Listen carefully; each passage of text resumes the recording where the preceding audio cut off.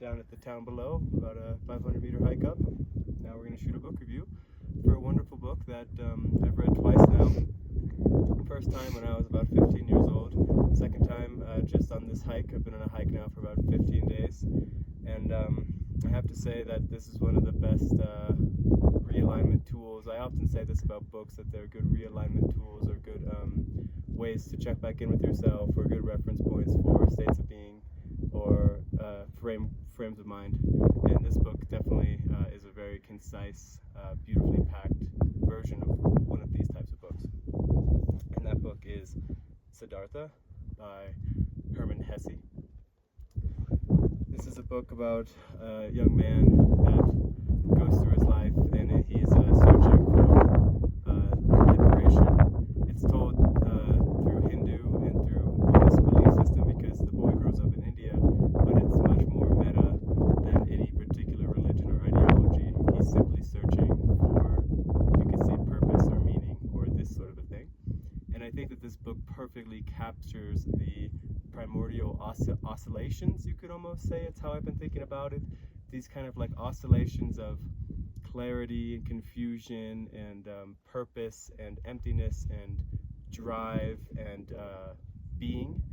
And so I really enjoyed that. And I also thought about recently, and this book is a micro, concise look at this, but another book that really captures this in a much more longer span of time through generations and generations is a book called 100 Years of Solitude. I've also reviewed that here on my channel. You can check that out. But this particular book only goes through the life of one man. So you see this pattern or this cycle or this oscillation happen within one lifetime. Whereas in the 100 Years of Solitude, you see it through multiple generations. But I think that it's a really important book to read because, as in most good literature, like I often say this about all the Dostoevsky novels, is it exposes parts of your psyche to you and allows you to be able to see these parts of your psyche, think about them and understand them without actually having to do the internal work to be able to expose those parts of your psyche, which can sometimes be really difficult. And for example, some of the macro oscillations that I'll get into are like there's the part in the book where he is giving to lust, passion, greed, and desire. There is the part in the book where he's abstaining from the senses and trying to become completely free of anything bodily, becoming completely free of the confinements of physical space and physical reality and physical sensation. And then there's the part where he is able to look back at both of these things and it's like, why am I having a this or that? Why is it lust, greed, and passion, or nothing and freedom from all those things? Why can't I just suck the sweet nectar from life as it is? Because maybe that's the whole point of it. Maybe that's where you find purpose, is being able to fully give yourself over to not just passion, but a more holistic sense of passion, in the sense of being able to suck this experience for everything that it is.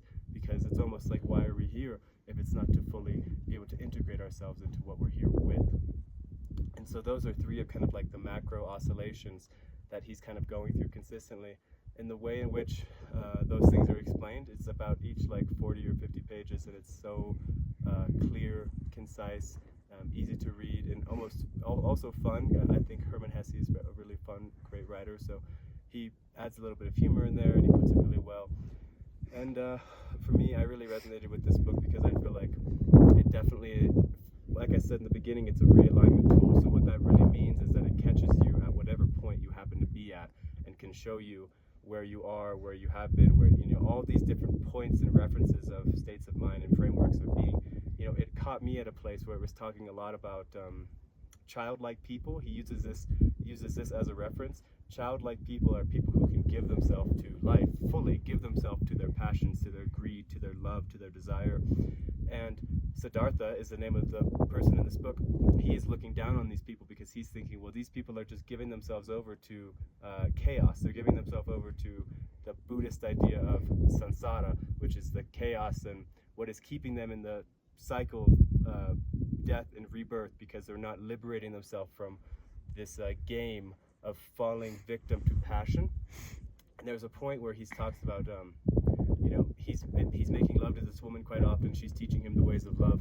Also, this book is an offshoot, but also this book is a really great example of Iron John. Iron John is about the hero's journey, about the man's journey from boy to man to elder.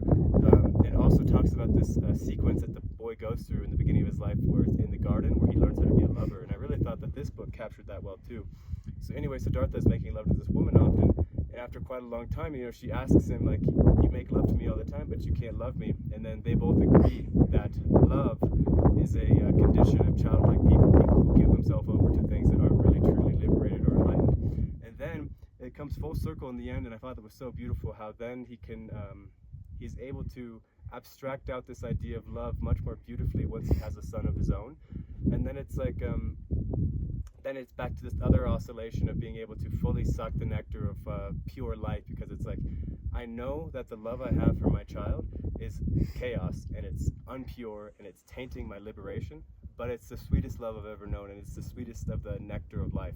And then also his son runs away, and then the release of that is then even sweeter. So anyway, I just think that this book is such a beautiful look at like I said, the primordial stages of consciousness, or the primordial stages of ego, or the primordial oscillations of character and perspective. So I'd really recommend it. It's really, really short, only about 150 pages.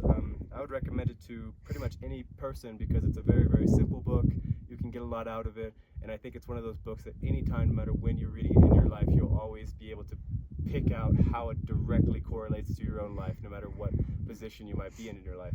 And those books are always beautiful. So that book is Siddhartha by Hesse. I hope you enjoyed the review from this beautiful spot, and I'll post a vlog pretty soon of this hike. It's pretty insane, most beautiful thing I've ever done. So thanks for watching. Don't forget to like, subscribe, take it easy, peace. Thank you.